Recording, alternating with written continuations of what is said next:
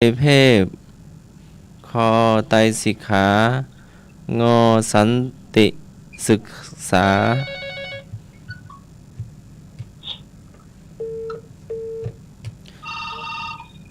กัจจายนะมานพศึกษาจบเรื่องใด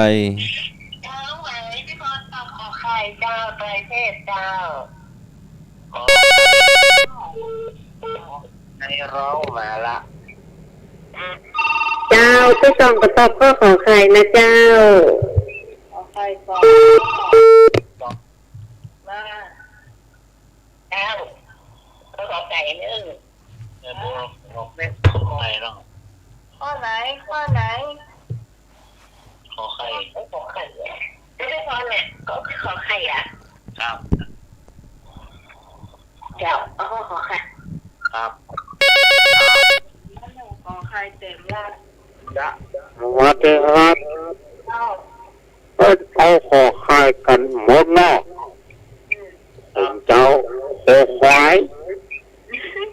ขอควายหรอครับขอไข่มันเกิดเลื่อนครับขอควายครับ ไปครับเราไม่ได้ไปติดวิดีโออีกสักอย่างเลยตอนนี้ย้ายโทรศัพท์มาอยู่กับ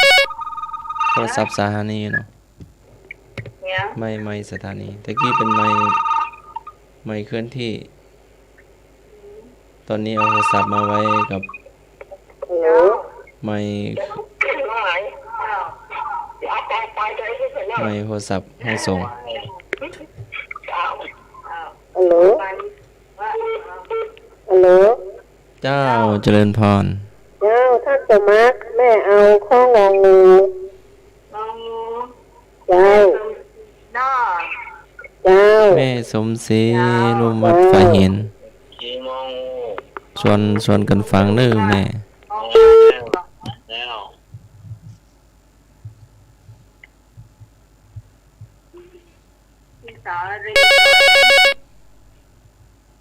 เนื้อก็ไก่ยังไม่อยู่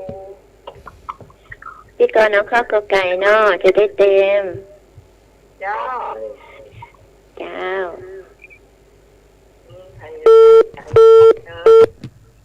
อายุต้อยไทยก็ได้เนาะครับว่างอยู่ครับคอควายงองูกอไก่ตอนนี้บัดดังมีง่วงนะเนาะเดี๋ยวก็น่ารักแล้วกันตะกี้ท่านสามารถใช้โทรศัพท์อย่างนี้แล้วตะกี้เอาไปไม่น่าจะใกล้กันหรือเปล่าเอาไม้เก้าอี้ฝั่งขวามาใกล้ไม้นี่หรือเปล่าเดี๋ยวมันยังมีง่วงหมดเอามาใกล้ไม้ถ้าสมัครครับไม่โทรศัพท์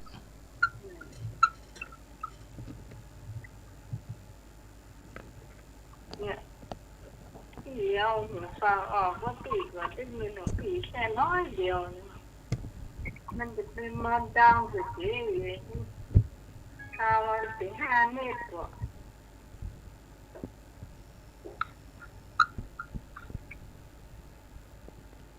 ใกล้ไม่ปลอดภัย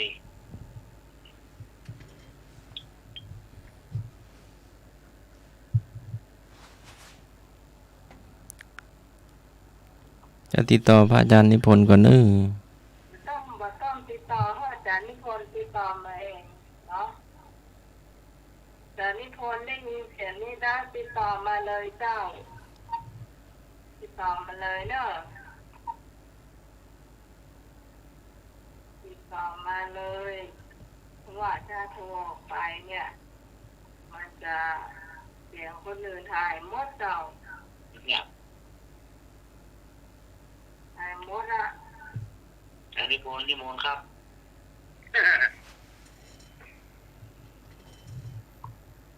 ข้อนี้ยังไม่ได้เฉลยได้เลยโอ้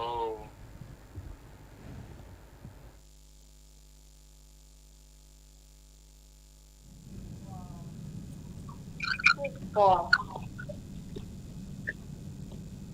เฉลยก่อนเลยเจ้าข้อนี้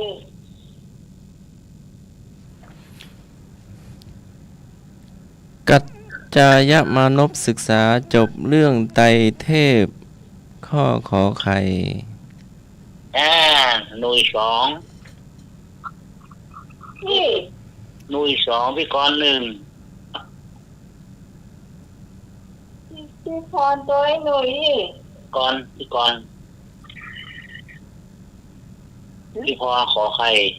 พี่ตองขอไข่แม่บุญขอไข่มันเลยขอควายอลีขอควายแม่ส่งงองูกอไก่ไม่สองคนเนี่ยบอกว่าวาสนาเจ้าหนุ่ย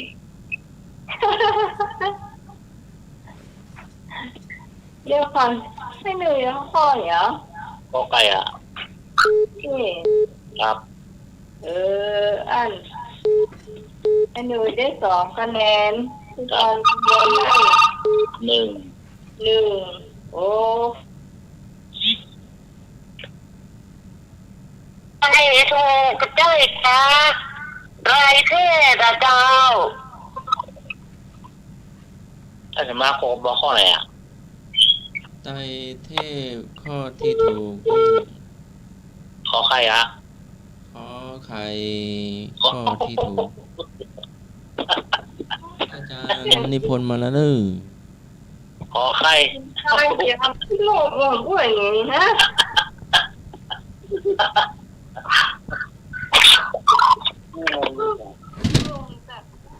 ที่นี่ถ้าสมาคมกอไก่อ่ะ น่าจะเอาของงงว่ะ ได้ละ เดี๋ยวก่อน กอไก่อ่ะ เอาของงง พี่พรพี่ตองแม่บุญ ฮะฮะ มี พอเป็นโคไข่ ขอไข่พี่พรพี่ตองแม่บุญ แล้วก็พี่ตองแม่บุญ ครับ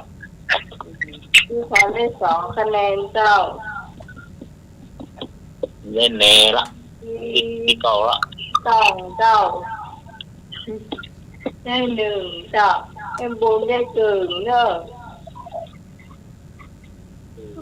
ที่โลกของเปิด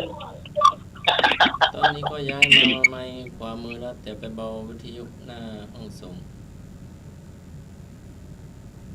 แล้วก็พัดลมห้องส่งหมุนละตะกี้มันไม่หมุน ถ้าหมุนแล้วประตูปิดคนเดียว ถ้าพัดลมหยุดประตูก็เปิดคนเดียว อะไรอ่ะ ถ้าพัดลมมันหมุนแล้วตอนนี้ประตูก็เลยปิดตะกี้เปิดวิทยุดังเปิดเพลง อาจารย์ไม่ได้เปิดนะเพราะว่าเวลาเปิดเนี่ยมันจะ แต่ก็ปิดประตูปิดกระจกประตูแรกนะมี2 ประตูนะมี3 ประตูเหล็กแล้วก็ประตูกระจกแล้วก็ประตูห้องออกอากาศแต่ปิดประตูกระจกแล้วนะเพราะว่าอาจารย์ว่าหนูจะเข้ามากัด นี่เสียงดังสมาร์ทเบา เจริญพร เจ้า เจริญพร ได้ยินละใช่ปะเจ้าอาจารย์นิพนธ์เข้ามาหรือยัง ก็ขอครับไหว้สาพระพุทธธรรมพระสงฆ์กับนมัสการท่านผู้ในวยการสถานีแล้วก็พระครูสมุทิสวัสดิ์สุรพิโจผู้ในวยการสถานีกับนมัสการท่านเจ้าธรรมครับสวัสดีสามเณรรัตน์ ครับน้ำตาลครับผม เจริญพรโยมพิสมัย ยามนมัสการเจ้า เจริญพรโยมหนุ่ย ครับผมมาสการครับผม เจริญพรโยมแม่พรปัสสาวแม่บุญกับกล้วย แล้วก็ญาติโยมสมัครใครเฮียทุกท่าน เจเหรอ เจอีกคนหนึ่ง รับไปแล้วค่ะ ครับผมนมาการพระอาจารย์นิพนธ์ครับผมตะกี้เปล่าน้ำชาก็เลยไม่ได้ยิน เดี๋ยวจี ก็เลยไม่ได้ทักตอบครับผม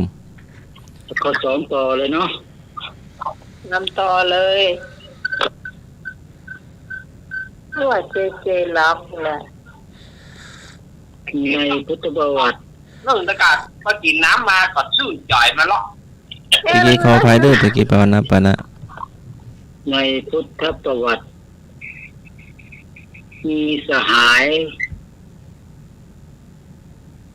ทั้งหมดกี่คนที่ออกบวชตามพยศะในพุทธประวัติ มีสหายทั้งหมดกี่คนที่ออกบวชตามพยศะกอไก่44 คนขอไข่54 คนคอควาย55 คนงองู64 คน มีในพุทธประวัติ มีสหายทั้งหมดกี่คนที่ออกบวชตามพยศะกอไก่44 คนขอไข่54 คน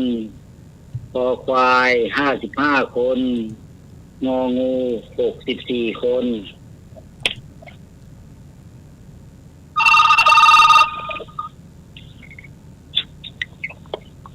เจ้าจะรู้ไหมที่คนตอบขอใคร54 คนเจ้า เจ้าเจ้าไม่ต้องเอาข้อขอไข่ใส่น้ำนะหนูข้อขอไข่ ใส่ขวดนะ ใส่น้ำเอาขอไข่ เจ้าเอาให้4 คนเนี่ยข้อไหนนะ ขอใครครับ ใช่เจ้า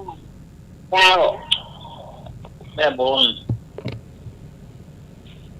ตัวชื่อหอ ก่อนจะเอาข้อขอไข่จ้ะ55จ้ะ 55 ขอควายไปครับจ้ะตอนเอาขอควาย เจ้าแม่สมศรีเอาข้ององูนะเจ้า เจ้า แม่สมศรีนะครับเนาะ เจ้า ครับ 14 64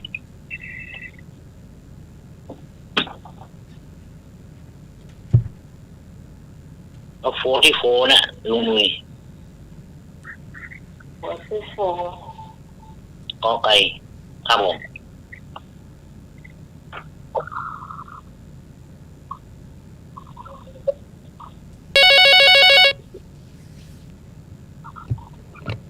มาเจอครับ ครับผม ขอไก่กุ้งงอกเหมือนกันนะครับ มาเลย ตัวชอบกันนนุย ผ่านแล้วเจ๊ข้อเหรอ ประเทศนี้เป็นหมอลีเป็นเนาะ ครับ ขอไก่ขอไข่ขอควายงูงู ครับ ก็ไก่ตื่มแล้วหนึ่งเลยนะ เต็มคอไข่เต็มคอควายงูว่างครับ โอ้ฉันแม่สมศรีเพื่อนเอาข้อไหนก็จริง งูครับผม เนาะ ครับ64ครับปีแล้วนี่ปีนี้65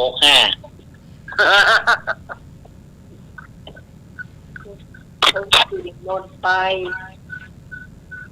ปีนี้65แล้ว ครับ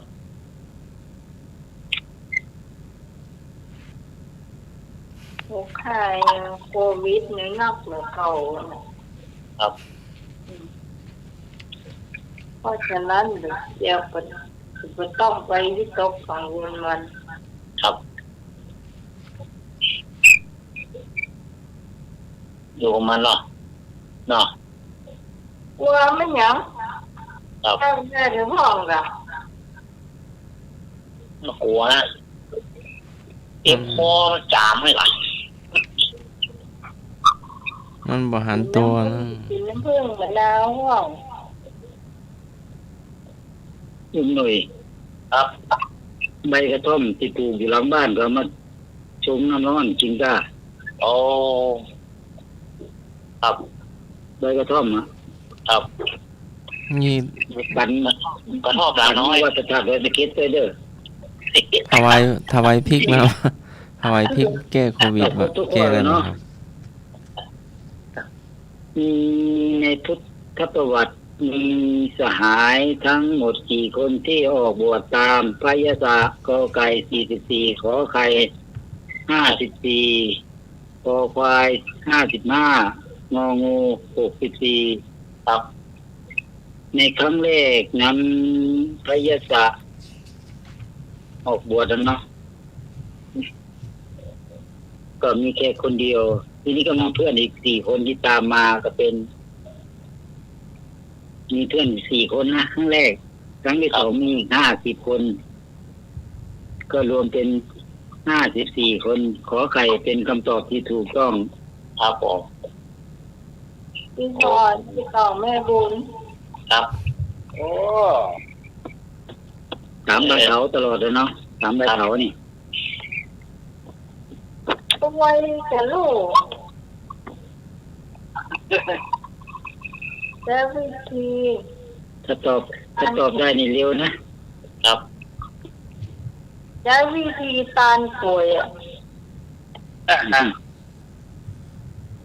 ข้อที่2ว่าไงอาจารย์สมัคร ครับผม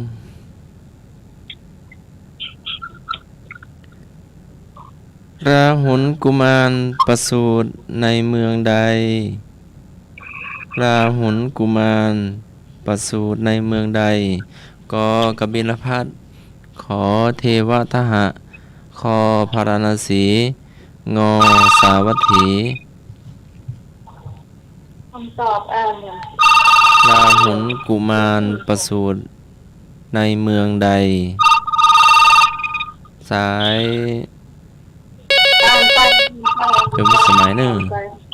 อ่านไปถ้าจบ เจริญพร เดี๋ยวบอกให้จบ ฮัลโหล ต่อไปเนี่ยเขาอ่านคำถาม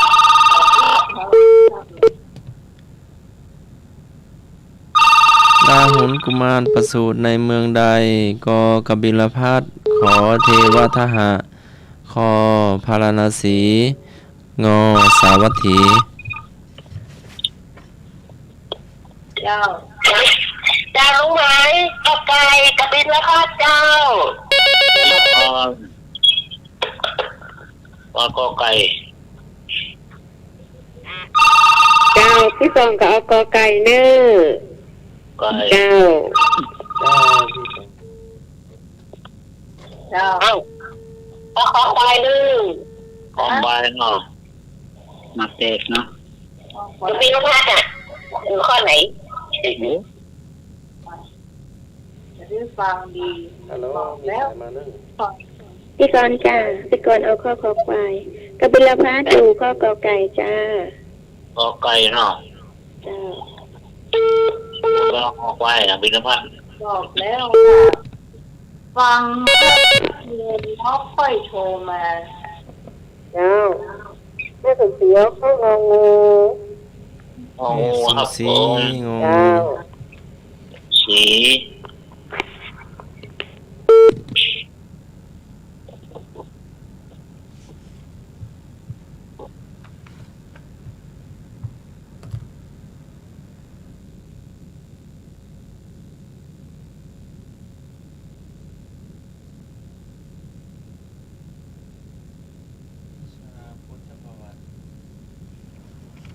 คำถาม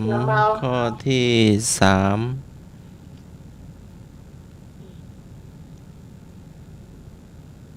วันอากาศคนตอบ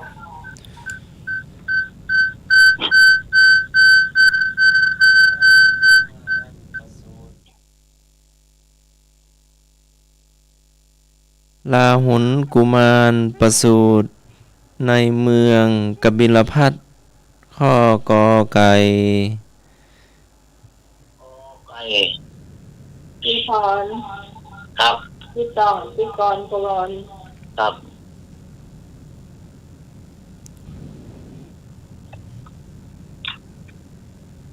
สิ่งแท้ เจ้าไปอย่าให้คนเจ้า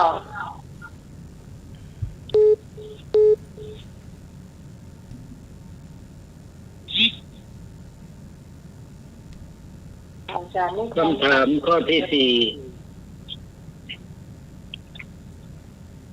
ใครผู้นำเชิญพระพุทธเจ้า เสด็จสู่กรุงกบิลพัสใคร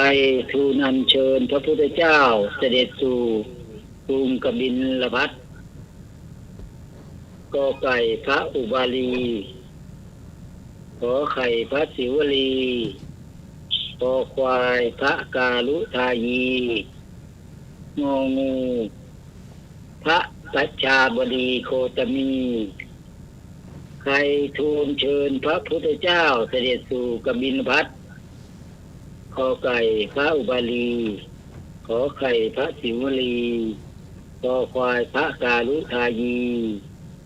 งองูพระปัจจาบดีโคตมี ตอนนี้ไม่อยากเจ้า ช้างไหมคอควายกาลุทายีเจ้า ๆควาย เจ้า เจ้าแมวข้องงงูเหมือนเดิม แม่สมศรีงองู เจ้า เจริญพร เจ้า จะติดต่อเลยเด้อ เจ้า ไม่บูนะครับ ซ้ายมาห้องส่งนี่ พี่กรณ์เอาข้อขออันงองูจ้า พี่กรณ์งองูนี่ เจ้า ก่อนห้อง พี่กรณ์กมล ห้องมีสองห้องชายมีสอง ครับผมยอขอใครครับ เจ้า ยังไหนที่ก็เอาคอควายจะติดต่อเลย เจ้า เอายังไง โอ้ เจ้าเจ้า พี่ส่งเอากอไก่กกงกด้วย นี่มา เอาข้อ ใส่ กอไก่กกงก เจ้า พี่ตองกอไก่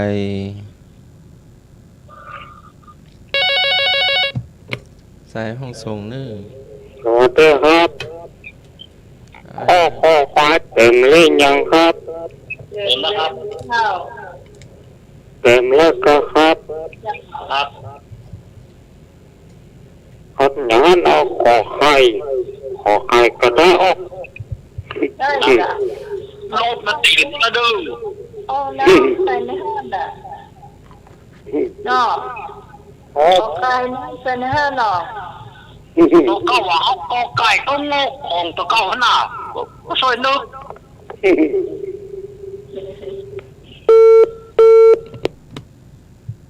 นี่ขอใครเจ๊เท่าไหนครับ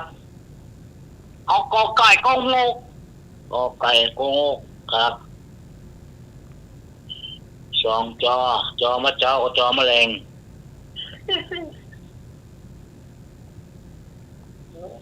มันโจกกระหลำก็ได้นะ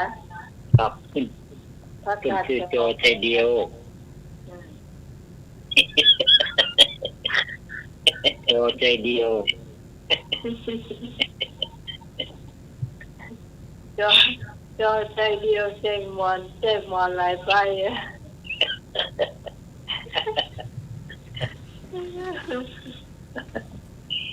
ใจเดียวก็ตัวออกลืม ใจเดียวหลายลักหรอ รักแก่โยมอ่ะ จ้ะเลยหรอกพ่อนี่ไม่อยากเลย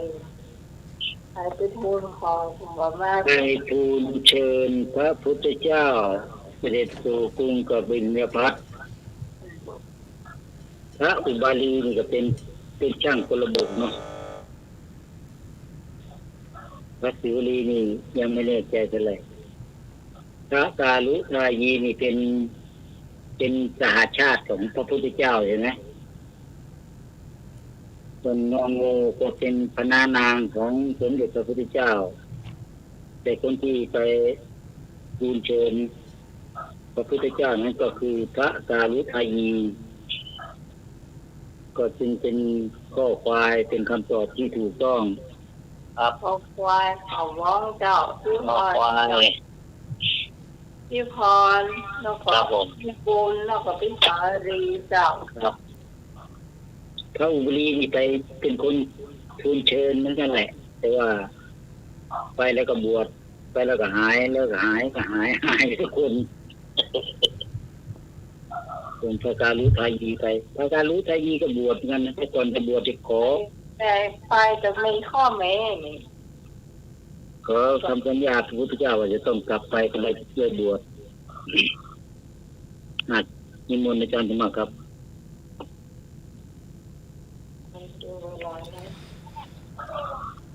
คำถามข้อที่5เนาะ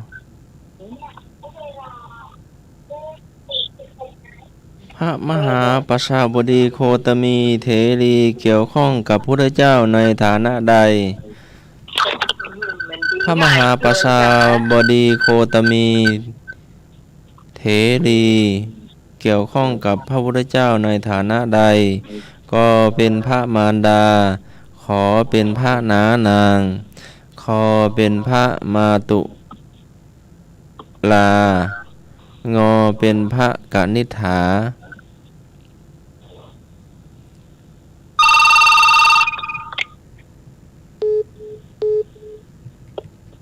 เจ้า น้องไม้ขอใครเจ้าเป็นแพทย์น้านางเจ้า ขอใคร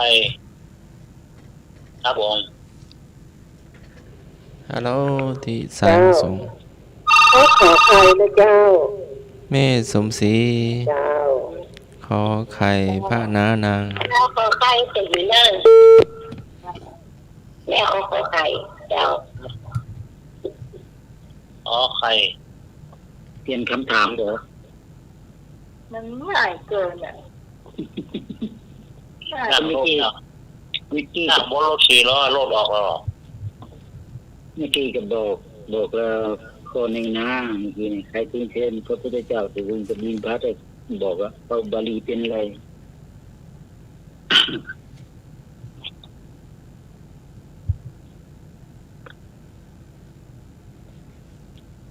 เฉล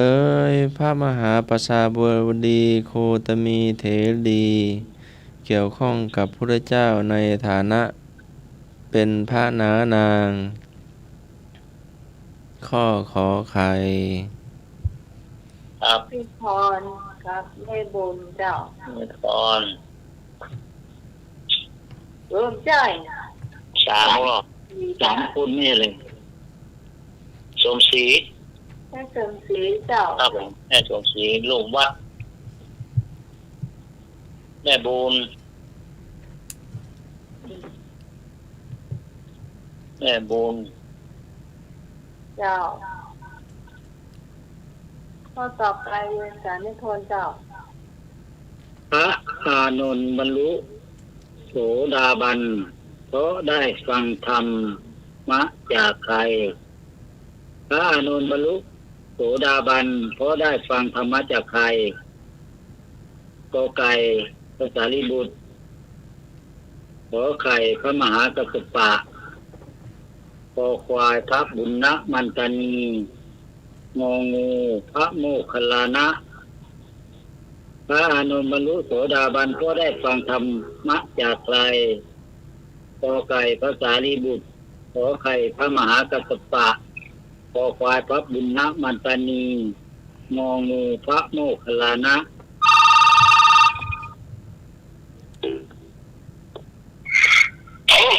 เจ้าน้องไม้รวมกับกอไก่เจ้าพระสารีบุตรเจ้า พี่พร เจ้าพี่ฟองก็เอากอไก่นะเจ้า เจ้า เจ้า เจ้าก็กอไก่เลย ข้อ ไก่ไก่นั่นเด้อ ครับขอไข่ครับผม อันนี้นะน้องหมายว่ามีการคลิกแน่ กอไก่เต็มขอไข่ขอควายงองู งานนี้นะโยมหน่วย ครับ ไปร้องเพลงได้เลยนะ พี่กรณ์จ้าพี่กรณ์เอาข้ององูจ้าก อนงองู จ้า ภาษาลิบุตร โอ้ พักบอกนางเนี่ยกับพระลุงเป็นพานก็ว่าพระพุทธ อ๋อ เจ้า ไม่เอาผ้าไอ้จักรพรรดิเนี่ย เห็นฮะ บอกว่าเอาจักรพรรดิเนี่ยขอควายหลังจากเราเนาะ มันน่ะก็ กอไก่พระสารีบุตรขอไข่พระมหากัปปะกอควายพระบุญนะมันตนีงองูพระโมคคัลลานะ หัวขอใครครับ เอาเสียงแล้วเนาะ ครับแน่ใจปักธงเลย ฉันทำงานที่บ้านช้าโฉดสามเสาไปกอไก่เนาะ ครับ เว้น อืม เว้น อย่างเดียวมาขอไข่ สองเด็กแม่ ขอเตือนครับ เจ้า ผมก็ขอไข่เหมือนกันนะครับ ครับผม เนาะ เจ้าผมเนอะ เจ้า งาน โอ้ไป งานก็ไปช่วยไปด้วยกันนะครับ คนเดียวหัวหายสองคนรวมกัน อืมเจตอบคนไหนเจ เอาคอควายครับคอควายเนาะ นี่จ้ะ ขอควาย นี่จ้ะโอ้ควายของว่ามันดีดี เอา ทำ ทำเลย คลิก ไม่ต้องยากเนาะเจเนาะเราไปเรื่อยกันเลย เจ้า เดาได้ แม่ขอควาย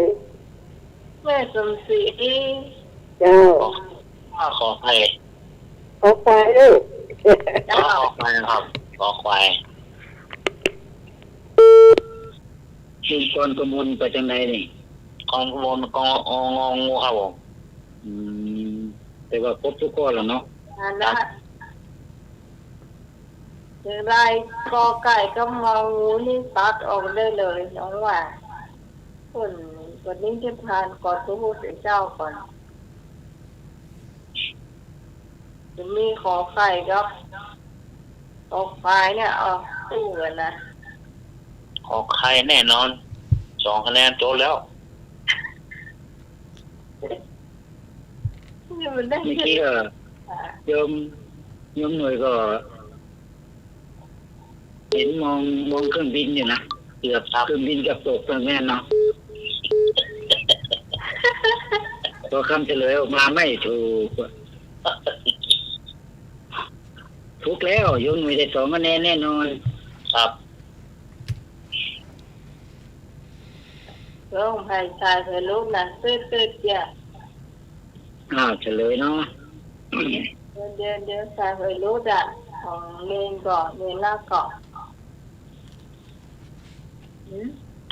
คนเตืดมาจ้ะ เป็นรักมีนายสายหรือเปล่า นี่เลย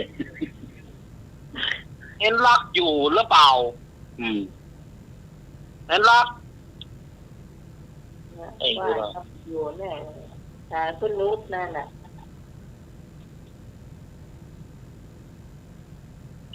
สายในรักรูด เดี๋ยวไปห้าเปิดกันแล้วกันเลยข้อนี้ก่อนแล้วกัน พระอานนท์บรรลุโสดาบันเขาได้ฟังธรรมจากใครพระสารีบุตรก็ไม่เกี่ยวเนาะงองูก็ไม่เกี่ยวเนาะ ว่าแล้ว มีพระมหากัสสปะกับพระบุญนะมันจะนีเนาะ ครับ อันนี้ถามว่าพระโสดาบัน คือจะเสบรรลุโสดาบันเฉยๆเนี่ยพระมหากัสสปะท่านก็ไม่ค่อยได้อยู่ท่านออกไปดุง ท่านไม่ได้อยู่พระโมคคัลลานะส่วนมากจะอยู่กับพระบุญนะมันตนีก็พยายามฟังที่พระบุญนะมันตนีฟังจากพระพุทธเจ้ามาอีกต่อหนึ่งก็ฟังไปเรื่อยๆกับพระลุโสดาบันซึ่งพระกาโนเนี่ยสำเร็จเป็นพระอรหันต์ตอนที่พระพุทธองค์ทรงปรินิพพานไปแล้ว3 เดือนกันนะถึงได้บรรลุพระอรหันต์ฉะนั้นกอควาเป็นคำตอบที่ถูกต้องก็มีเจกับใครนะ แม่สมศรีครับ 2 คนเนี่ยเราจึงถูกเนาะ โอ้ กอควาพระบุญนะมันตนีเป็นคำตอบที่ถูกต้องเพราะว่าพระมหากัสสปะไม่ได้อยู่กับที่ เจเจ เจได้2เนาะ ขวัญมาน้องขวัญหน่อยโยมหน่อย เลิกมาเลิก เจได้2 คะแนน เจมีคะแนนแล้วนะ ตอนในรักคือการสายโหลด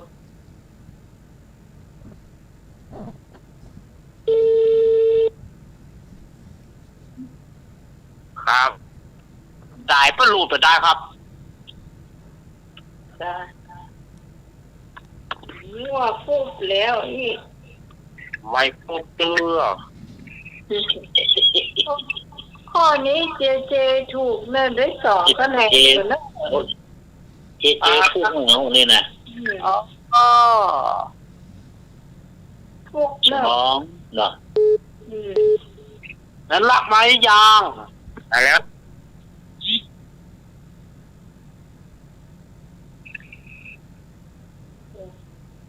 ละครบอกว่าเราการมาจากเพื่อที่จะมา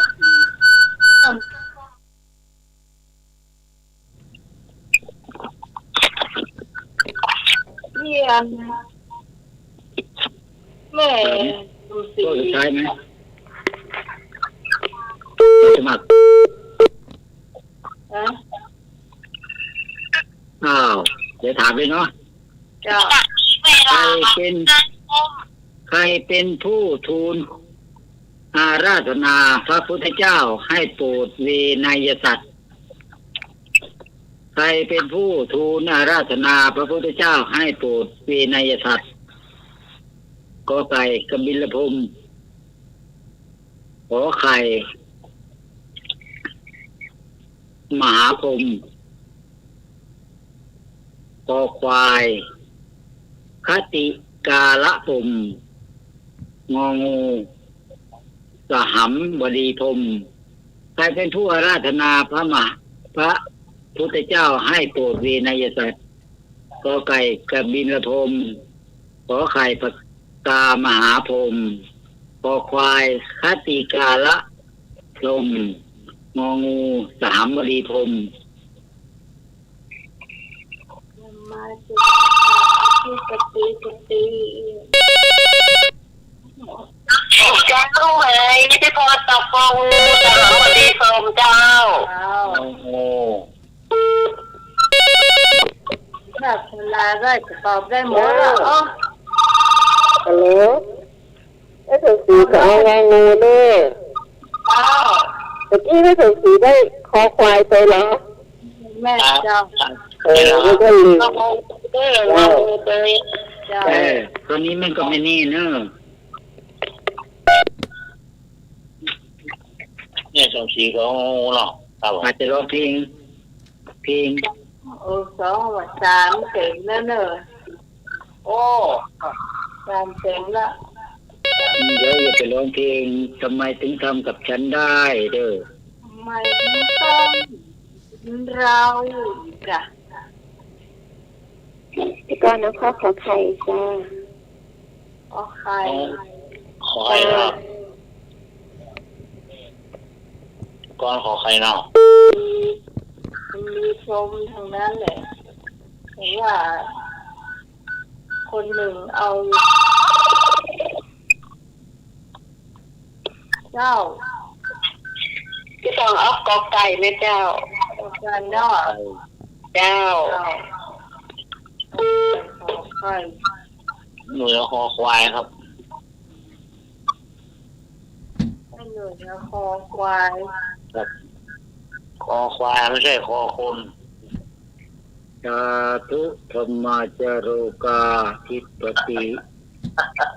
สหัมปติกัตอัญจริอันธิวรังอายาจทาสันติทาสตาปรกชาติกาเทเสตุธัมมังอนุสัมปิมังปะชังมันมีชื่ออย่างบ้าง นี่อยู่ในแห่แหละ สาธุธัมมาจารุกาทิปติว่าลืมละ อาจารย์นิพนธ์เนี่ยท่านสมัครอาจารย์เขาละ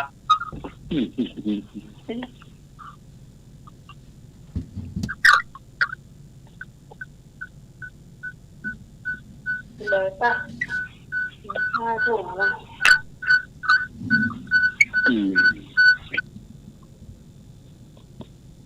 กับคันเฉลียนชิวลัง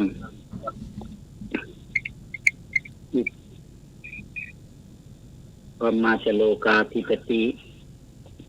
ก็แม่อาธิปดีเนาะธิปติเนาะสามปฏิเป็นชื่อสามปฏิก็คือสามวดีพรหมกับดิลพรหมก็ใครล่ะอยู่ในนิทานนะรู้สึกจะเป็นอะไรนะที่โดนตัดคอที่ถ้าตกถึงพื้นก็ไฟไหม้โลกปกาพรหมก็ไปอีกอย่างคติกาละพรหมก็ไปอีกอย่างส่วนสามบดีพรหมนี่เป็นผู้ทูลขอพระพุทธเจ้าตอนแรกพระพุทธเจ้าจะไม่โปรดสัตว์โลกหรอกก็นั่งพิจารณาดูพอดีสามบดีพรหมมาทูลขอทูลเชิญท่านก็เลยรับปากก็เลยพิจารณาบัวสี่เหล่าเลยรับปากก็งองูเป็นคำตอบที่ถูกต้อง โอ้ สามสาวนี่ผิดไปข้อเดียวเนาะ ครับ จริงคอนแล้วก็ ไม่สมศรีครับ เขาไม่สมศรีดอกมาถึง แม่บุญ ให้บุญหน่อย ครับ ก็ จ้ะ มัน เลิก ส่วนเรื่องคะแนนเมื่อพรุ่งนี้ก็รวบรวมกันเนาะ จ้ะ คะแนนวันนี้เอาไว้ก็พรุ่งนี้ดีกว่า นั่นเถอะ เมื่ออาทิตย์ที่แล้ว ยังเดี๋ยวพี่พรรายงานไปแล้ว ไม่ใช่อาทิตย์ที่แล้วคะแนนรวมเดี๋ยวก่อน งานไปแล้วเปล่า ฮะ งานไปแล้วเปล่า ที่จะพูดถึงว่าคะแนนได้เท่าไหร่ทั้งหมดเท่าไหร่นะดูว่าอาทิตย์ที่แล้วนี่ได้รวมคะแนนเท่าไหร่เขียนไปแล้วนะรวมทั้งหมดทุกคน118 คะแนนครึ่งเนี่ยอาทิตย์ที่แล้วทั้งหมด118 คะแนนครึ่งเดี๋ยวก็มารวมวันเสาร์นี้กับพรุ่งนี้ก็เป็นเดือนกุมภาพันธ์ก็ดูว่าจะได้กี่คะแนนนะพรุ่งนี้ก็จะเฉลยตอนท้ายรายการกันแล้วเนาะโอเควันนี้ก็ขออำนวยอวยชัยท่านญาติโยมทุกคนและขอเจริญพร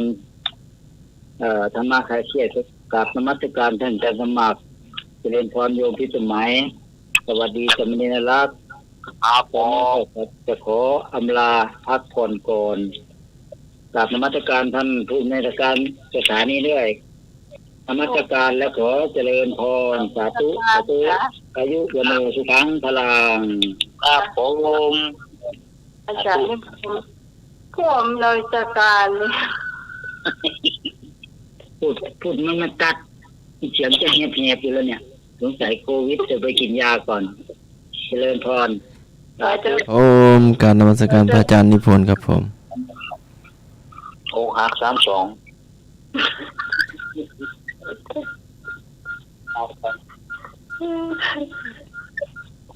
แต่ว่าไปห้องยาตั้งแต่ที่โมงอาจารย์นิพนธ์ติดมาพวกขำก็ดังเอาอยู่ห้องยาพวกว่าติดโควิดมาแล้วหม ทำกู้เก่งเลยนะเจ้าอันนี้เป็นช่วงของสำเร็จเอาละถุ่มละ ถูกแล้วเนาะวันนี้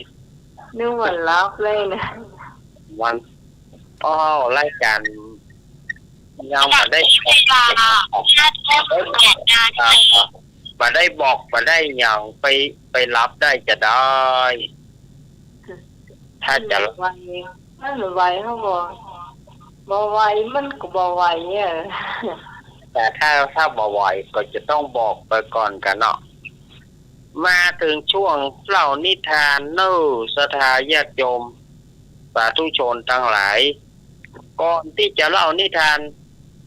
อาตมาก็แจ้งแถมกำหนึ่งว่าวันที่5 ที่ 6คือเสาร์อาทิตย์หน้าอาตมาลาพักร้อน2 วัน ไปอยู่ตัวเหรอ ลาพักร้อนเพราะว่าอาตมาจะไปอยู่เป็นเพื่อนแม่เพราะว่าญาติพี่สาว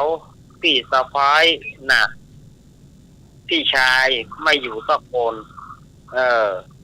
เพราะว่าเพื่อจะไปธุระกันแล้วอาตมาก็เลยจะได้อยู่เพื่อนโยมแม่2 วันก็คือเสาร์อาทิตย์แล้วต่อไปอาตมาก็อยู่ต้นโยมแม่อย่างครับอยู่ตัวแม่แม่บางครับจะได้ไปอยู่เป็นเพื่อนที่เพื่อจะไปหน่อยครับเพื่อจะไปไอ้ระยองกัน ไประยองกันไปแต่งงานหลานแล้วก็แถมอย่างหนึ่งหลวงลุงหรือว่าตู้ลุงยองก็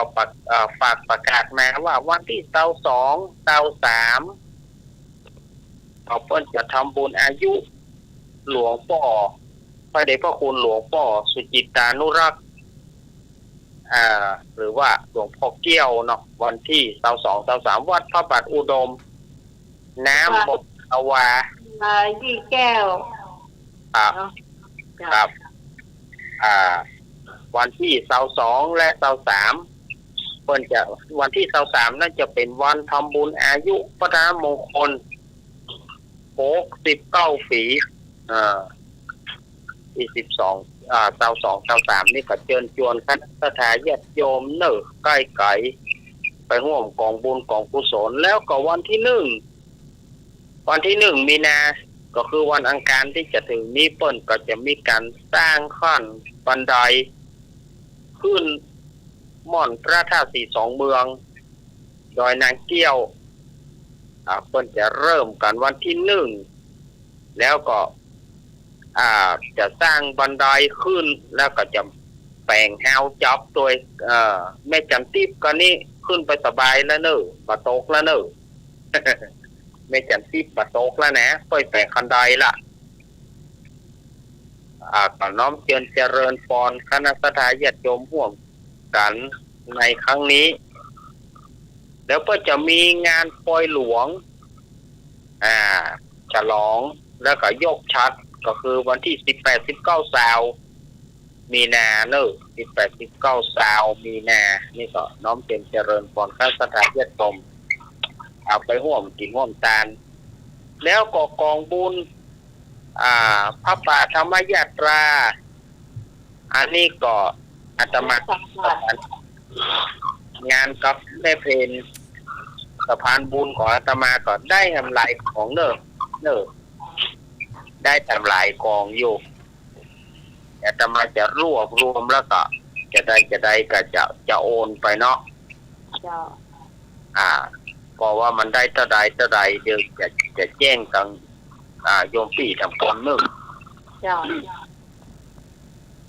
มาละสตาญาติโยมเป็นช่วงของการเล่านิทานแต่ว่านี่อาตมาได้นำเอาไปเล่าละครั้งหนึ่งแต่ว่าสตาญาติโยมบางท่านเปิ้นก็บ่ได้ฟังเพราะว่าช่วงกลางวันเนาะเรื่องของแม่ เรื่องของแม่คงสวรรค์นะ ที่มันเฮียนคนจูงมันอะ แต่ว่าเนี่ยก็เอามาเล่าเป็นในช่วงของบ่าย3 โมงค่ะบ่าย3 โมงเนาะแต่ว่าจะมาเป็นแทนท่านพ่อครูอภิวัฒนวิกรมแล้วก็เล่าไปช่วงหนึ่งวันนี้ก็เอาปิดมาแถมกำเนิดเพราะว่าสถานญาติโยมเปิ้นกอบบางพ่องเปิ้นกอบไปได้ฟังตัวอย่างตัวอันนี้เป็นชาดกนิทานในสมัยหนึ่งนั้นอันนี้องค์สมเด็จพระพุทธเจ้าเปิ้นได้เล่าให้ฟังว่าในอดีตชาติของเปิ้นนั้นน่ะเปิ้นได้เสวยเปิ้นได้เกิดมาเป็นบัณฑิตประจำเมืองพาราณสีองค์พระพุทธเจ้าของเฮานี่เป็นบัณฑิตในกรุงพาราณสีแล้วก็พระเจ้าพรหมทัตเนี่ยเปิ้นมีม้าทรงอยู่ตัวหนึ่งนะเป็นม้าที่เปิ้นโปรดปรานขนาดมันจะงามบอกได้บอกว่านะแต่เปิ้นเอาเป็นม้าโปรดเพราะว่าจะไปไหนก็ต้องทรงม้าตัวนั้นแต่ว่าพระเจ้าพรหมทัตนี้ได้ฮือนายคีรีทัตนายคีรีทัตเนี่ยซึ่งเป็นคนขาลีบภาคหนึ่งคนขาลีบภาคหนึ่งถ้าจะไปไหนก็ต้องเดินกระเพกก็คือขาแห้นนะเนาะขาแห้นกระโดดไปไหนก็นายคีรีทัตเนี่ยเป็นผู้เลี้ยงม้าเป็นผู้จูงม้าไปอาบน้ำกากินหญ้ากาอย่างไรนายคีรีทัตนี่ก็จะจูงม้าเพราะว่าเป็นคนเลี้ยงม้าตั้งแต่ม้าตัวเนี้ยน้อยอยู่จนมาถึงม้าใหญ่ละจนถึงเป็นม้าทรงได้ก็ทีนี้ปรากฏว่าม้าตัวนั้นน่ะมันเกิดนึกสนุกขึ้นมาเมื่อนายคีรีทัตเนี่ยเตียวกระโดดม้าตัวนี้ก็นึกสนุกเอียนพ่อเอียนแบบพอมันหันคนจูงอะเนาะคนจูงมันถ้าจะจูงมันเจือแล้วมันก็เลยเอียนเอาเวลาจะเที่ยวก็กระเพกนั่นแหละแต่อาตมาบอกเคยเลี้ยงม้านี่เพิ่นจะจูงอย่างเดียวก็เพิ่นบะตอนมันก็ถ้าเป็นงัวควายนี่เขาจะซ่อนก็ได้จะจูงก็ได้นะการซ่อนนี่ก็คือถ้าเขาซ่อนมันก็แสดงว่าเขาสามเชือกต่างหลังถ้าเขาว่าซ่อนแต่ถ้าจูงเขาก็จูงไปเพื่อมันโตยเฮาแต่ว่าเกินว่าอย่างแม้นี่อาตมาบอกว่ามันซ่อนได้ก็หรือว่าจะได้กระจุกอย่างเดียวอันนี้ก็บอกชำนาญบอกงูเนาะแต่ว่าม้าทรงของพระเจ้าพรหมทัตเนี่ย มันก็ไปเฮียนนายคีรีทัตเนี่ยเวลานายคีรีทัตเตียวม้านี่ก็เตียวกระโดดเหมือนกันนายคีรีทัตนี่ก็เตียวดีๆเตียวดีๆเนี่ยม้าทีนี้ก็เตียวอย่างนั้นนะจะไปอย่างนั้นไงก็เดี๋ยวเปิ้นจะหันไปนะว่าอย่างใดก็ได้เนาะมาแซ่ปากก็ได้อย่างใดก็ได้เนาะทีนี้คนตั้งหลายก็หันว่าแม้ตัวเนี้ยมันเตียวผิดสังเกตโอ้มันอย่างใดเนี่ยมันอย่างเตียวกระโดอันแม้ตัวนี้ซ้ำเป็นม้าทรงแถมซ้ำอีกมูเซนามาตั้งหลายก็เลยปากันไปทูลพระเจ้าพรหมทัตคือทรงทราบพระเจ้าพรหมทัตก็ตกใจแฮะแม้เขาเป็นยังก็ห้องนายคีรีทัตเนี่ยไปถามว่าม้าเป็นอย่างมาถึงได้เตียวอย่างอัน นายคีริทัศน์นี่ก็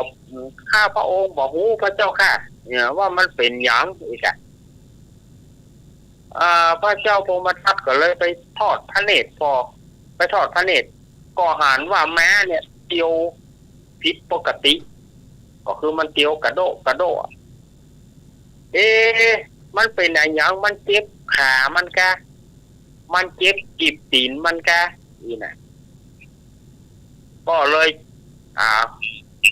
เพื่อหมอมากวดดูสัตวแพทย์นั่นนะสัตวแพทย์หรือว่าหมอก็มากวดดูก็มันก็บ่ผิดปกตินี่กระดูกมันก็บ่หักมันก็บ่าแล้วเนี่ยเอาลองให้มันเตียวแต่ล็อกเนี่ยมันก็เตียวอย่างนั้นนะมันก็เตียวอย่างเดิมนั่นนะอ่านกระเพกทีนี้ก็หมอก็สุดปัญญาละว่าข้าพเจ้าบ่สามารถจะรักษาได้เพราะมันบ่มีสาเหตุมันบ่เจ็บบ่เป็นอย่างก็อย่างทีนี้ก็เลยไปถามบัณฑิต ไปถามบัณฑิตที่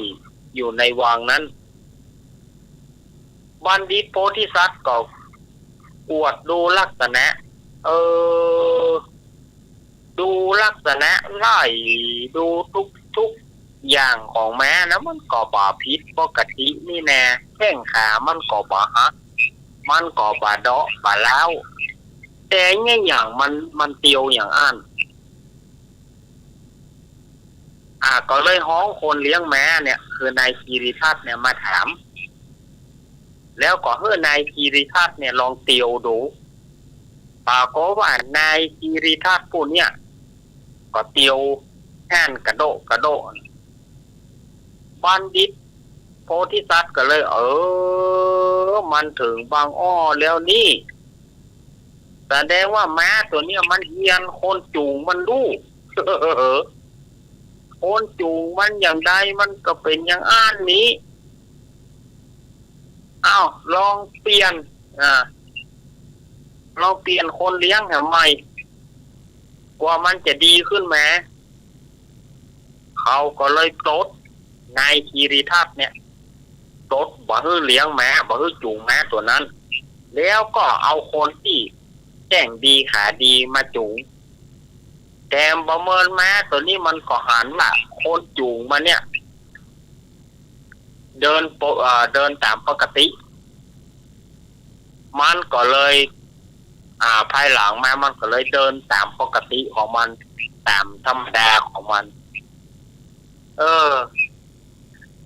นิทานเรื่องนี้เปิ้นก็มีคติบอกว่าน่าเปิ้นถึงบอกเปิ้นว่าจะได้เปิ้นว่าใจคนเวลาจะใจคนเลี้ยงสัตว์เลี้ยงสิ่งก็ดีใจคนทำงานอะไรอย่างก็ดีก็ต้องดูลักษณะมันถูกท่วนมันถูกตามลักษณะเป็นคนปกติก็เป็นคนบ่บกพร่องในร่างกายก็ที่จะทำงานชิ้นนั้นอันนี้เปิ้นก็ฝากคติไว้อย่างอีกเนอแต่ญาติโยมทั้งหลายแม่ก็ยังคนจูงอยู่แต่เอาของงืดแต่เหรอวันนี้อาตมาขอพัก1 วันนี้นะวันพรุ่งนี้ก้อยปลากันใหม่วันนี้ก็ขอบคุณท่านอาจารย์ท่านพระครูสมุวิสุวัฒน์วรติโจแล้วก็ขอบคุณท่านอาจารย์สมัครด้วยนะครับขอบคุณโยมปีพี่สมัยเนอร์ที่เอื้อเฟื้อจะขอบคุณลุงนุยผมเขารับก่อนนะขอบคุณขอบคุณสวัสดีเจเตเนอร์ครับ ขอบคุณ ขอลาไปเหมือนกัน ครับ เนอ ผ ร์พี่เนอ ม ร์ไปก้อยว่ะ ขอบคุณอาจารย์สมณีเอาลักษ์ครับผม ดอกน้อยนี่อยู่ดีมีสุขกระทาญาติโยมที่ได้ฟังวันนี้ก็อยู่ดีมีสุขอยู่ดีกินหวานต้านต้อมรับดีฝันดีตื่นมาพบแต่ความดีเงินไหลกองทองไหลมาเหมือนกันทุกผู้ทุกคนเนออายุ สู่ขังพระลาง จ้า ผมขอลาไปเมื่อกี้สวัสดิ์โจครับผมขอลาไปอาจารย์อาจารย์สมอกเข้าเหมือนกันนะครับ เจริญพรนมเจเจ ผมขอลากำนันนุ่ยเข้าเหมือนกันนะครับกำนันนุ่ยสัญญาณหลุดก้า บรรลุ ครับขอลาไปเหมือนกันนะครับในรักเขาเหมือนกันนะครับขอลาไปลุงนอนขอรูปรอเขาเหมือนกันนะครับขอลาไปทุกคนเลยครับขอลาสวัสดีครับ จ้าสวัสดีเจ้า สวัสดีปีที่สมัยคนงามเขาเหมือนกันนะครับ อารักฝันดีนะ ครับ เจ้า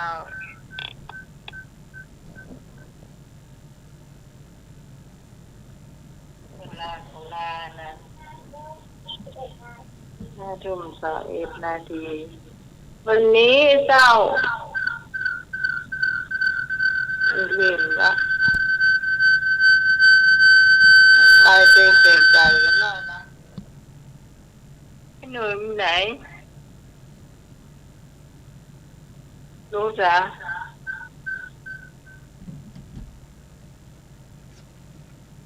พี่พรมาแปลงขนมเลยวันนี้จะทำขนมมันยังขนมหวานมาทำขนมได้เลยเจ้า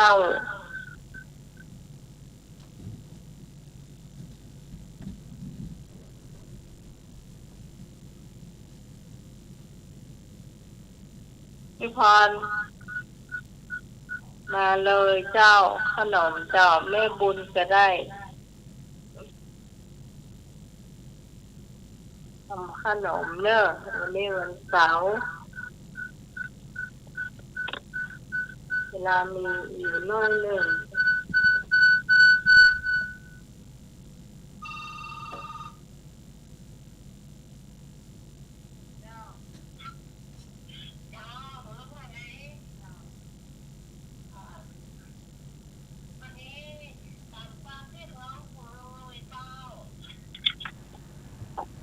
บัวลอยอ่ะ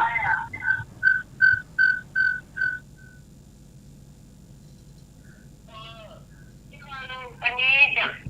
มีบัวลอยเจ้าบัวลอยสักไอ้น้องเจ้าน้องไหมเจ้าบัวลอยไข่หวานซอยเจ้าจะรวมกันให้ในหนึ่งเดียวเจ้าวิธีทำเนาะวิธีทำกระจายแป้งข้าวเหนียวเจ้าถ้าจะเอาเป็น3 ตัวนั่นคือ1ทำบัวลอยฟักทองเนาะจะเป็นสีเหลืองออกสีส้มนะเจ้าตัวที่2เป็นบัวลอยดอกอัญชันนะเจ้าสีการเป็นสีม่วงเนาะส่วนที่3เป็นใบเตยนะเจ้าสีเขียวเนาะจ้ะวิธีทำเนาะเอาทำตัวแป้งก่อนนะเจ้ารู้ไหมเอาตัวแป้งก่อนเอาใจแป้งข้าวเหนียวขึ้นถ้วยตวงเจ้าแล้วก็เอาแป้งมันสำปะหลังนี่นะขึ้นถ้วยตวงอย่างละขึ้นถ้วยเนาะเอามาผสมนวดกันแล้วก็เอามาผสมเคล้าคลึงกันให้มันเป็นเนื้อเดียวกันผงเดียวกันเนาะเอาคนนี้ก็ถ้าอันนี้ก็เอามาร่อนรวมกันก็ได้เจ้าร่อนแป้งยุ่งรวมกันแล้วก็ส่วนฟักทองนี่นะเอาปอกเปลือกฟักทองออกหมดแล้วค่ะก็เอาไปนึ่งก็ได้ถ้ามันต้องปอกเปลือกก็ได้เจ้าฟักทองเอาไปนึ่งให้สุกแล้วก็เอามาบดไปค่ะมาบดแล้วผสมนวดผสมกับแป้งมันเนาะถ้ามันเหมือนเนียนที่เราก็ใจน้ำใส่น้อยหนึ่งจะเราก็นวดจนนะเนื้อแป้งกับฟักทองเข้าเป็นเนื้อเดียวกันและเนียนเลยนะจ๊ะ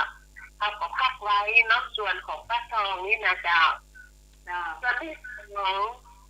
ส่วนที่สองก็เป็นข้าวเหนียวขึ้นถ้วยเหมือนกันแล้วก็แป้งมันขึ้นถ้วยเหมือนกันแล้วก็เอาดอกอัญชันเนี่ยเขาไปโพสต์ก่อนแล้วมาคั้นเอาน้ำเนาะ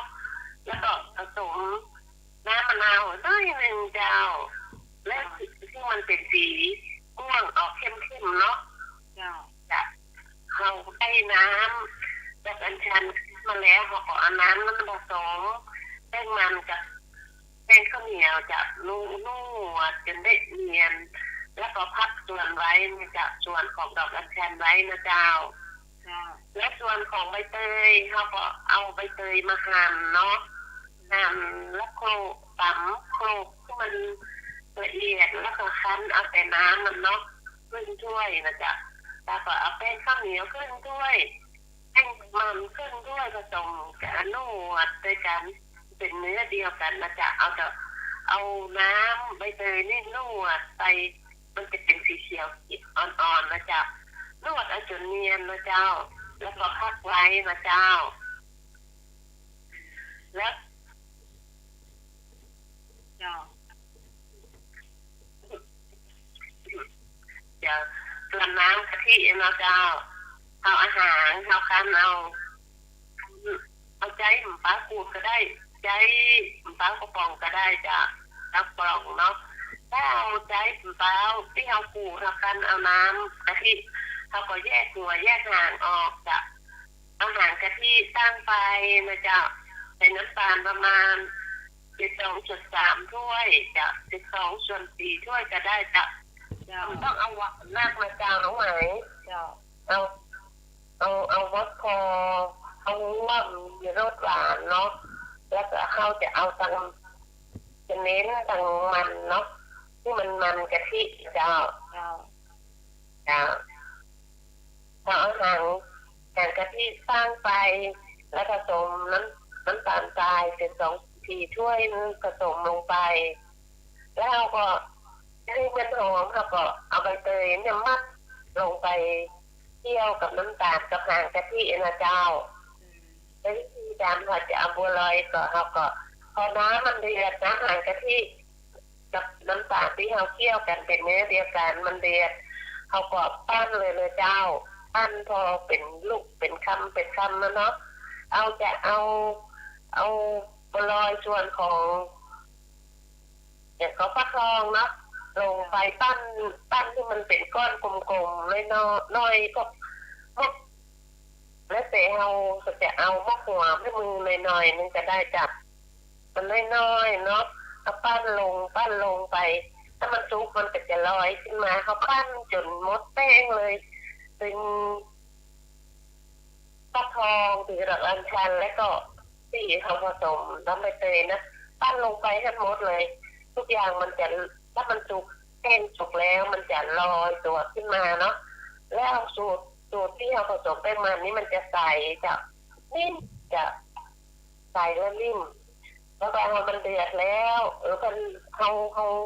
าปั้นบัวลอยที่มันครบหมดแล้วนะพอมันเดือดเขาก็เอาหัวกะทิเนี่ยนะลงไปเลยนะจ๊ะลงไปเลยมันจะข้นขาวงามนะจ๊ะด้านแล้วก็ปิดแล้วมันจะเดือดเอาหอมซึ่งมันแตกมันมากคือเขาลงไปแล้วเราก็รีบปิดไปเลยนะเจ้าแล้วเดี๋ยวไข่หวานเต็มร้อนลิงไข่หวานมันบัวลอยเอาน้ำกะทิหัวกะทิลงไปแล้วมันใช่จะเดือดแล้วก็เอาไข่ตอกใส่ไปให้เลยจ้ะเป็นฟองส่วนใหญ่เขาจะใช้ไข่นกกระทาเพราะว่ามันเป็นคำพอดีเนาะมันต้องไปนี่เราจะตัดขึ้นมาไปช่วยใส่นี่นะจะเป็นลูกน้อยๆเนาะน้องใหม่เนาะแล้วก็เราตอกไข่ก็ว่าไข่ดูจุกคนนะจ๊ะก็ปี๊บไข่เลยนะจ๊ะแล้วก็ถ้าเรามีเต้าอ่อนน้องไหนเต้าอ่อนถ้ากินน้ำมันแล้วเนาะมันจะอ่อนล้ำนะพอดีที่มันขูดได้เลยจ้ะเขาก็ขูดถ้ากินน้ำมันแล้วเราก็ทำตักหนึ่งเลยออกล่างใจ ไอ้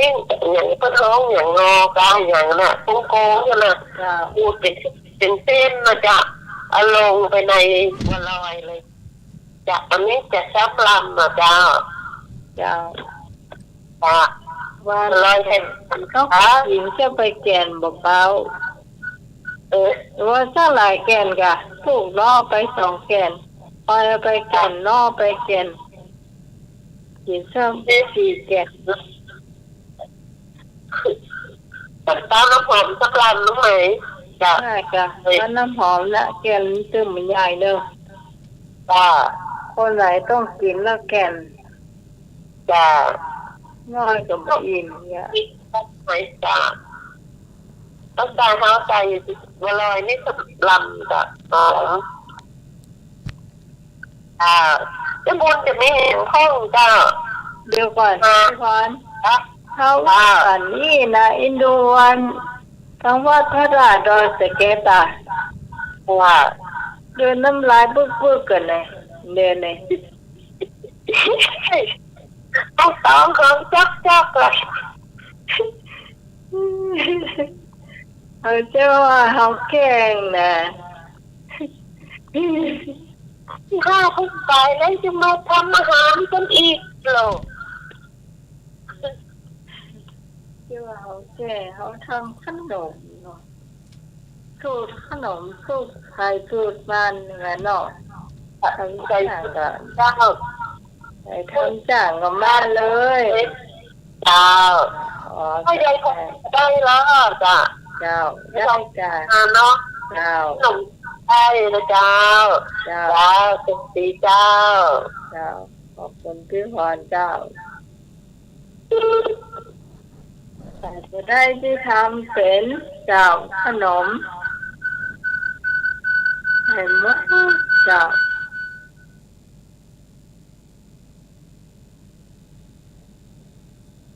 ได้หนูไหนล่ะ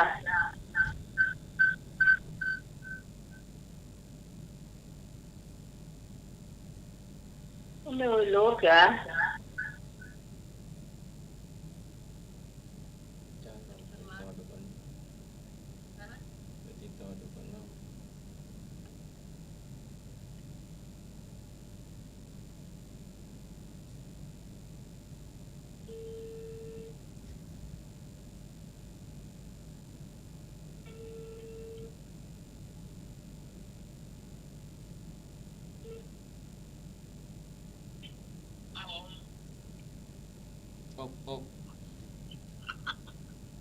ได้รู้เหรอ พักเครื่องครับผมขอเวลานอก รู้ก็รู้ทุกคนจะเกิดเงินเจลูก เอาทีเจว่าเหรอ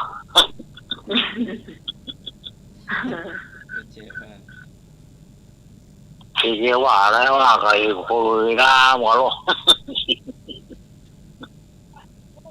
รับทีเจเขารับ 3 ทุ่ม 33 อ๋อไม่ยังมา ยังมันจะได้ละ ครับ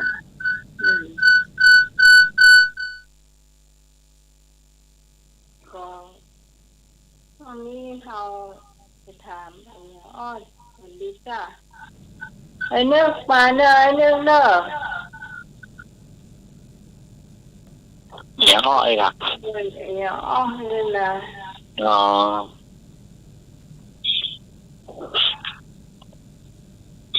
ไอ้เนาะ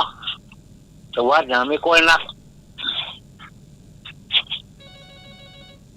อย่ามีกล้วยเนาะ ครับประเทศไทยไม่แต่ว่าเดียวนะ แห้งเพชรมีกล้วยไข่นับถูกกว่าถูกฮอนเดอร์จังหวัดกำแพงเพชร แต่ว่ายังมีกล้วยนักที่สุด ไอ้นึก ไอ้เนื้อตอบกำแพงเพชรอ่ะ เจ้า ไม่ใช่ ใช่ ก ปัญหานี่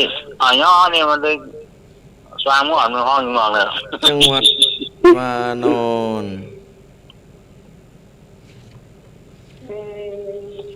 จังหวัดอะไรอย่างมีกล้วยนักกล้วยนี่กล้วยเหมือนเปิดเลยชอบ จังหวัดก นี่ ล้วย ว่าไม่เอาอะไรอย่างครับ ปัตตานี ถูกต้อง เมื่อเรา ครับอันนี้ว่าอะไรครับ กำแพงเพชร นี่ของประเทศกะ กำแพงเพชรนี่มันกล้วยแต่ลูก ก็แค่ อันนั้นมันกล้วยแล้วว่า ขอแต่ครับ จ้า จะว่าแต่ก็ ปัตตานี กล้วยตานีนักเนาะ จ้า ครับ ผมขอถามอะไรสักข้อนะครับ ว่ามา แม่หญิงไอ้อย่างที่สวยที่สุดในโลกขาวเนี่ยแม่หญิงที่งามที่สุดในโลกคือไผ่ โอ้ ประมาณ ๆเรือนสามน้ำสี ใช่ อยู่ใน แม่หญิงที่งามที่สุดในโลก ศีลใน ไผ ธรรม นางงามจักรวาล มาใช่ อยู่ในศีลในธรรม มาใช่ครับ แม่นางสำรวม ยังมาใช่มาใช่เจ้าครับ อย่าง มีอย่างเดียวหันบ่อยๆนะหันเลิงๆนะ ตอนนี้เตียวไปเตียวมาก่อนหรือว่าฟังไทยเทศอยู่ อันยังก็ครับ ตอนนี้ไม่ยิงเอิ้นฟังอามาไกลเครียดอยู่เนาะ ฟังอยู่ ฟังอยู่ ไม่ยิง ไม่ นี่ เห็น ไม่ ที่ รู้ งามที่สุดในโลกคือไผ่ คืออีแม่ ถูกต้องครับแม่เขางามที่สุดในโลก แม่นอก แม่นละครับ อ่าง ามถึงนอกถึงไหนถึงนอกแม่เขา อีแม่งานวิสุทธิ์ในโลกอ่ะ งามที่สุดในโลกอ่ะแม่เขา ครับ ให้จึงเปรียบไปได้ ครับ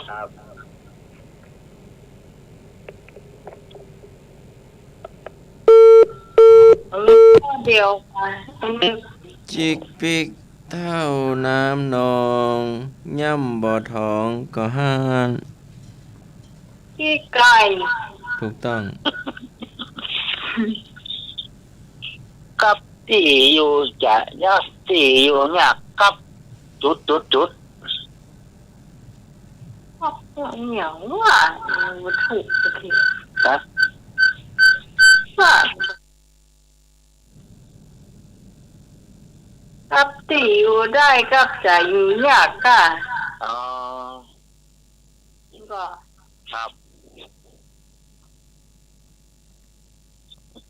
ถูกพนักงานน่ะ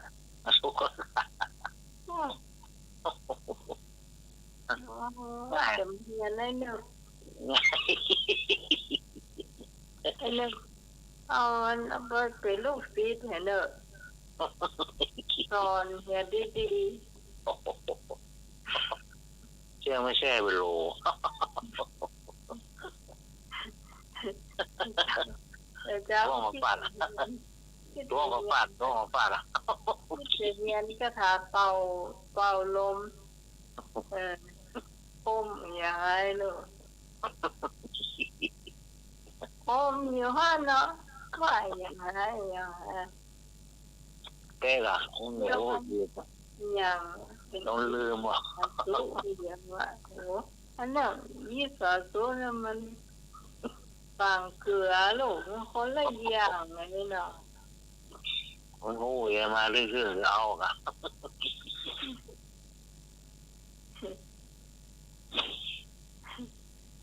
เอาถุงว่าตีผิวว่วงเอาอ่ะ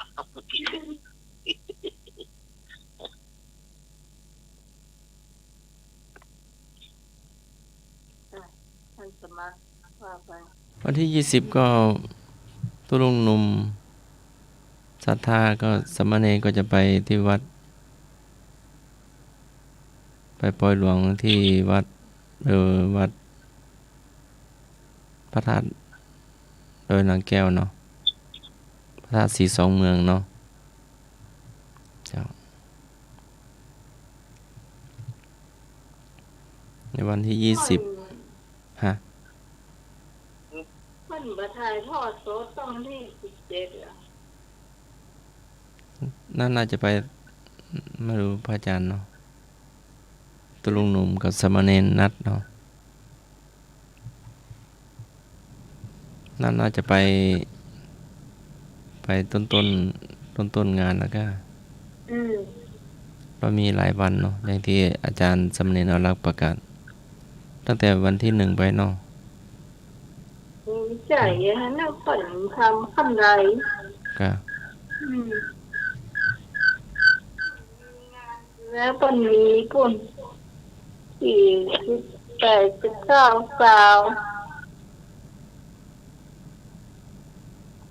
17มันก็ไปอ่ะจ้ะ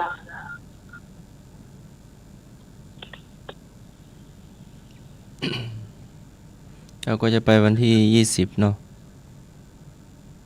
ตุลุงหนุ่มศรัทธาวัดไฟหินเนาะน้าหมายลุงหนุ่ยจะไปตัวก็ได้ศรัทธาท่านไหนจะไปตัวก็ไปได้เนอะก็จะไปเห็นตุลุงหนุ่มว่าจะไปตั้งแต่ตี 5เนาะ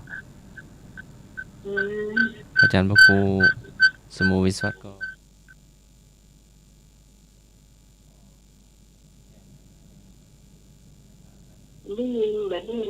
พากันไปเนาะ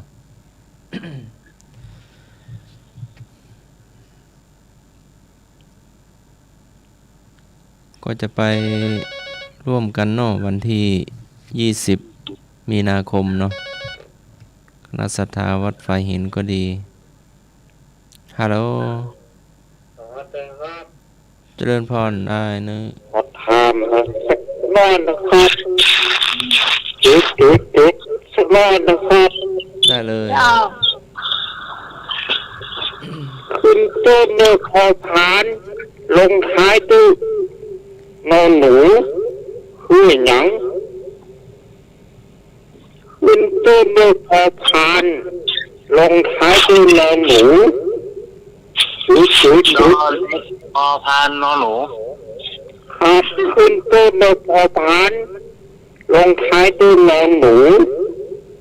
พาราณสี มี6 กรัม พาราณสี ไปใจ พาราเซตามอล ไปอย่างนู้น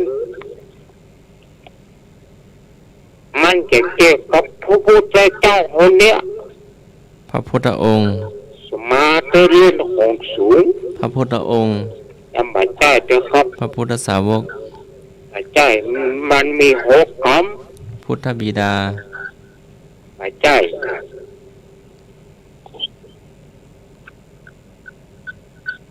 ตื่นตื่นแล้วพอพานลงท้ายโดนนอนหนู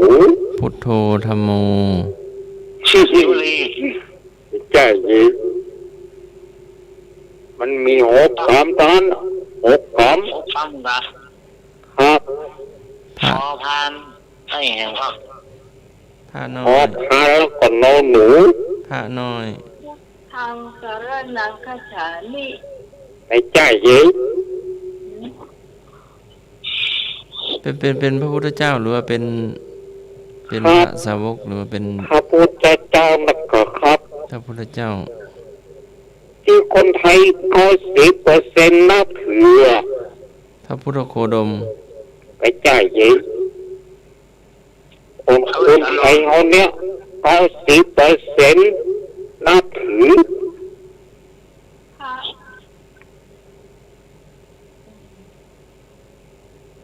พระพุทธศาสนา ถูกต้องครับพระพุทธศาสนา โอ้ คนไทย90%นับถือ เก่งเลยเก่งเลย เดี๋ยวนี้คนเรานะ ไทยย่ำยีเป็นวันนะดูข่าวก็ดูห้องก็ดูไปพิจารณาไปอย่าดูนักเกินในข่าวบางครั้งก็การปล่อยข่าวมันนักเหมือนกันทำลายก็นักข่าว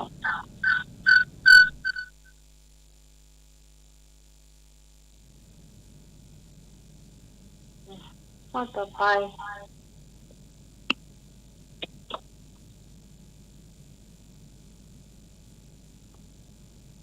เนี่ยไอ้หน่อย โอ้เอาลูกหน่อยกันนะ รับได้เงินหมื่นตื่นจุด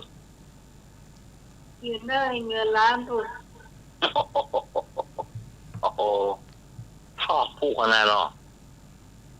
ตู้มาของก็คืบนี่หรอพ่อ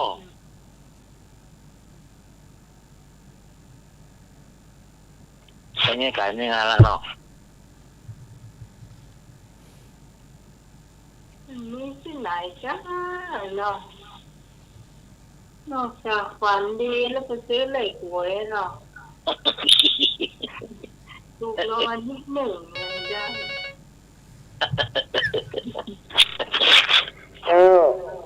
ลุงเลยรับก็ได้เงินหมื่นตื่นก็ได้เงินแสนเจ้า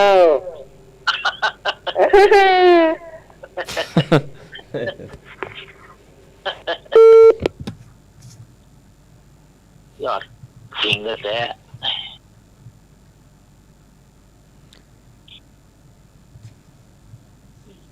มาถามก็ ไอ้อย่างอ้ายแดงแทงอ้ายดำบ่ตายน้ำลายย้อยปาก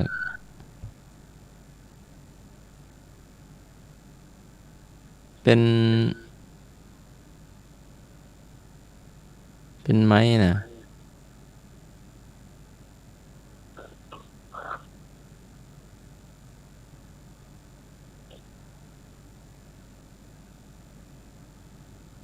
ไม่มีเนาะ ได้ก็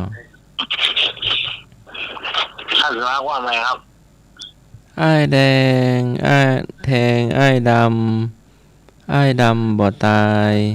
น้ำลายย้อยปากบ่เป็นการฆ่ากันนะมันเป็นเนี่ยเป็นอุปกรณ์ทำให้ข้าวทำให้น้ำสุกยังไม่มีเตาแก๊สอ่ะ อ๋อไอ้แดงแทงไอ้ดำไอ้แดงแทงไอ้ดำไอ้ถึงไฟลูกถึงก้นท้องมันก็ ว่ารั้วเปียกฟืนเปียกติดไฟรั้วเปียกว่ะ หลัวเสีย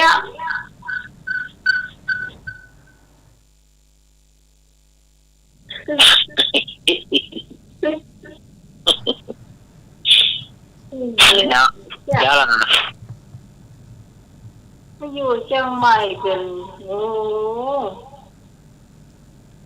ปีกินอะไรเนี่ยเมืองกับ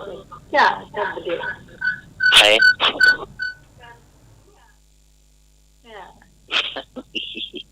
มา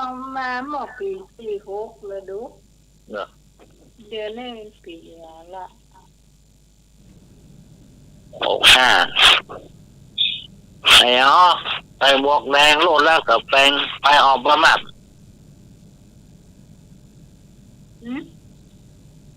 ไอ้อ๋อใส่หมวกแดงโลดจนกับแปลงไปออกประมาท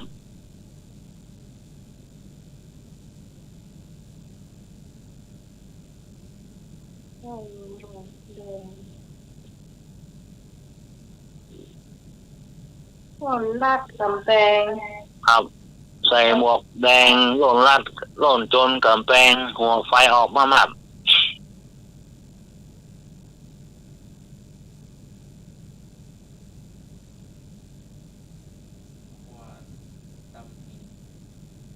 บ่ใจ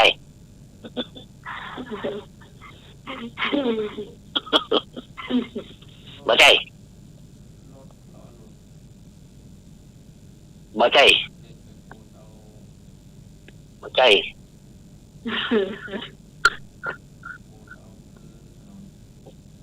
บ่ใจ นี่เสียงหันสมากา ผู้เฒ่าตีมีด บ่ใจใจไอ้ เป็นอย่าง ไอ้หมวกแดงโล่นชนกำแพงไฟออกมามาก เป็นหมวกแดงเป็น หมวกกันน็อก หมวกดำก็มีหมวกแดงก็มีครับ ชนกำแพงกะเป็นมีชีวิตก่อก ำแพงมันมีของนี่มันมีชีวิตครับ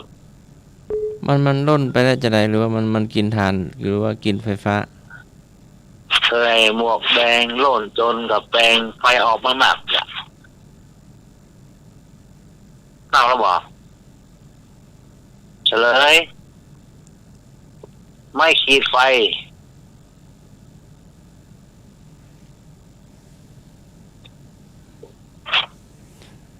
ไม่ขีดไฟอ่ะ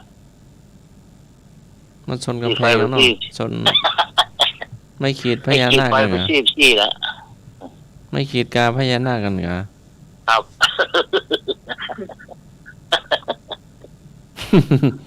มันล่นไปชนกำแพง ครับ เป็นจนข้ามให้หนา เพื่อปัดข้างๆนั่นแหละสักโซ่ หมวกดำหมวกแดงก็มีเนาะ ครับหมวกแดงมีหมวกดำมีหมวกเขียวมีหรอกยังตู้ห้องว่าอะไรครับกระถางเมื่อใส่อันของเป็นน้ำมันจะบอกไฟบอกเฝ้าบอกไฟใส่กระถาง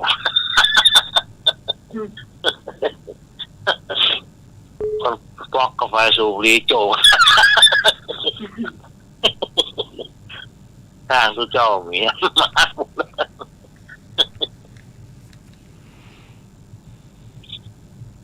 มาอยู่วัดไหม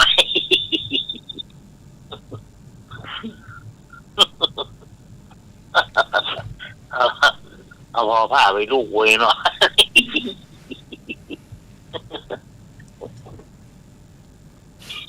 กระโถงว่าใส่น้ำมาบอกไฟเอาฟองมาใส่ฮะนะคนก่อนไม่เอาหรือเจ้าขับสูบบุหรี่ปัดกาแฟโจ่งมาแล้ว เที่ยงคืนแล้ว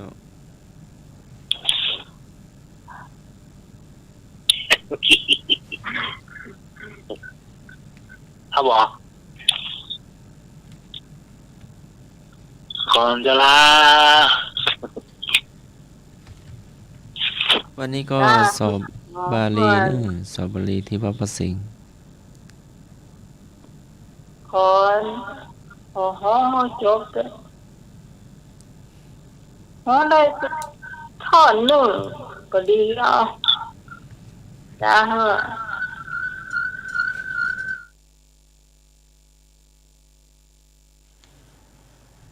ก่อนลาก่อนนอนเนี่ยบอก แม่โอ้ย ก่อนจะลาก่อนลาโอ้ไม่กัน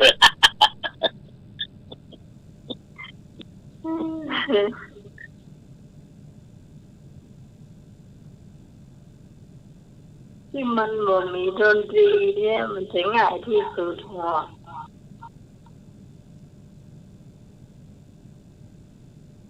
มันมีดนตรีเนี่ยมันยังจะห้องข้าวเปิดก่อนเลยตันเปิดก่อน ตัวถึงวันประจำนะ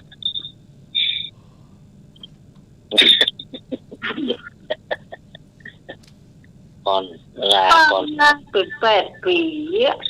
7 ปีปีนี้เป็นปีที่8แล้วนะโอ้โหเป็นนักเรียนไม่ได้เลื่อนจานวันนี้ โอ้โหนายมาได้กับนายนี่อยู่ที่เก่า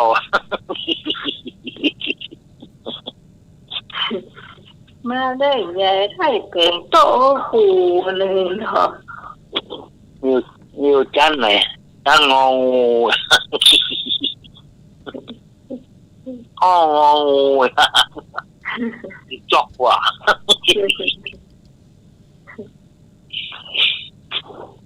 จ้าแล้ววันนี้เราทีมงานทำบ้านไปเที่ยวเจ้าคงต้องลาไปก่อนเนาะ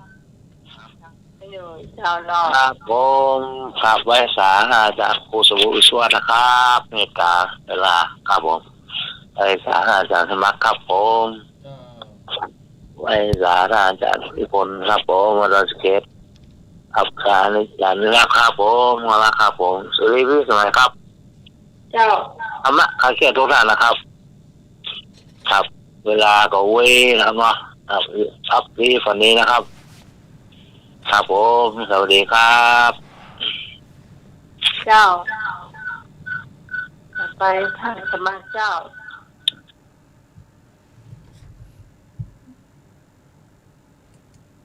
เจ้าอัปปะมาทางปะสังสันติบัณฑิตย่อมสรรเสริญความไม่ประมาทขอกราบนมัสการและขอเจริญพร เจ้าสำหรับวันนี้ขอบคุณคุณผู้ฟังทุกเสียงทุกสายที่มาช่วยกันจัดรายการธรรมะให้คลิปเราผ่านพ้นไปด้วยดีนะเจ้า